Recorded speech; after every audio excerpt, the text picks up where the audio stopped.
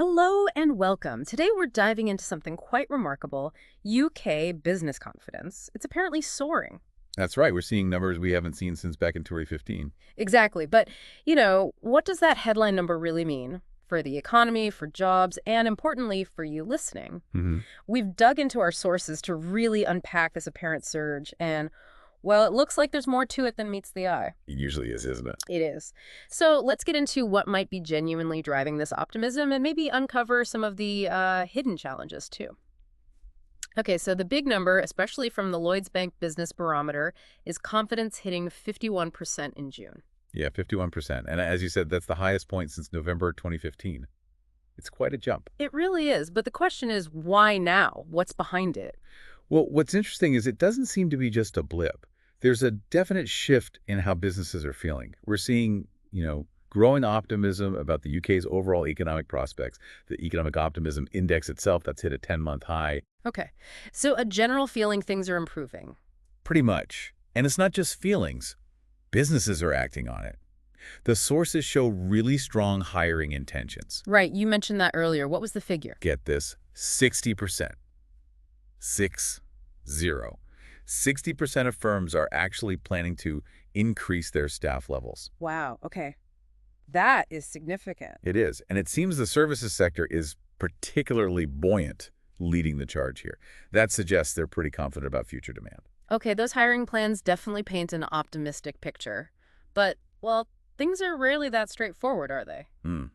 Hmm. Our sources also talk about government policies. Where do they fit into this? Are they helping things along or maybe causing some friction? Yes. Government policy. It's definitely having a mixed impact here. It's not all one way. How so? On one hand, you've got the government talking about long-term public investment infrastructure, services. That kind of talk generally helps build confidence, a sense of stability. Right, looking ahead. Exactly. But then, on the other hand, you have policies like the increase in national insurance contributions. And that's raised real concerns for businesses about rising costs. Ah, okay. So a bit of a push and pull effect then. Precisely. It highlights that classic dilemma. Yeah. How do you pay for future growth without squeezing businesses right now? In fact, the British Chambers of Commerce has actually urged the government to pause any more tax hikes. And why is that? Well, they found that about a third of SMEs, small and medium-sized businesses, have either had to let staff go or are planning to, specifically because of that tax increase. A third. That's quite a counterpoint to the optimism, isn't it? It certainly is. It shows that tension between policy goals and immediate business realities. Okay, that tension is clear. But let's bring it back to the listener. What does this actually mean for, say, the job market or maybe people's pay packets? Well, the obvious positive is those hiring intentions we talked about. 60% of firms looking to hire. That's definitely good news if you're looking for a job. Suggests expansion. Okay, seems straightforward enough. But here's where it gets a bit more nuanced. While lots of firms want to hire, the Bank of England has also noted signs the overall labor market is actually slowing down a bit. Slowing down. How does that square with the hiring intentions? It's puzzling, right? It could mean the hiring surge is maybe concentrated in certain booming sectors, while other parts of the economy are feeling the pinch from those higher employer taxes we mentioned. So maybe not a rising tide lifting all boats, more like specific hot spots. That could be it. A more fragmented picture rather than a uniform boom across the board. And what about wages? Are we seeing any movement there? Yes, actually. Some more positive news on that front. Wage growth expectations have risen for the second month running.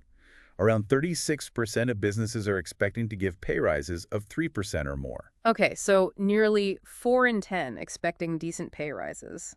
That suggests companies feel they need to compete for staff. That's likely a big part of it, yeah. In a market where some sectors are hiring strongly, you need to offer competitive pay to attract and keep good people. Good news for employees, certainly. So putting it all together, strong confidence, good hiring intentions in places, but also a potentially slowing wider market and these policy cost concerns. It's quite a mix. It really is. If you were advising, say, a business owner or just an average consumer right now, what's the key thing they should be watching in the next few months?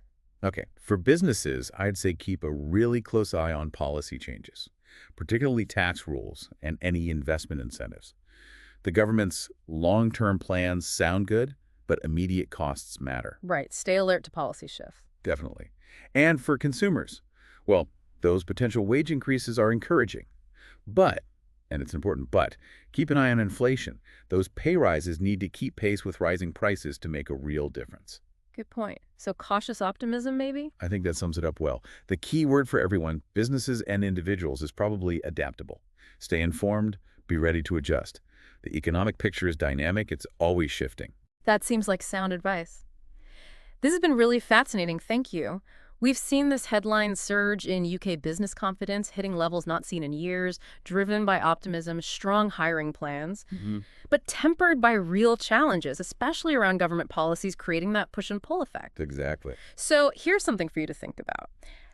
How will this delicate balance between the optimism, the policy impacts, the pressures in the labor market, how will it actually play out? Will the confidence keep growing, or will those headwinds start to bite? The key question for the coming months. It really is. Staying adaptable, keeping informed, as you said, seems crucial. Thanks again for joining us, and thank you for listening. Until next time, keep exploring.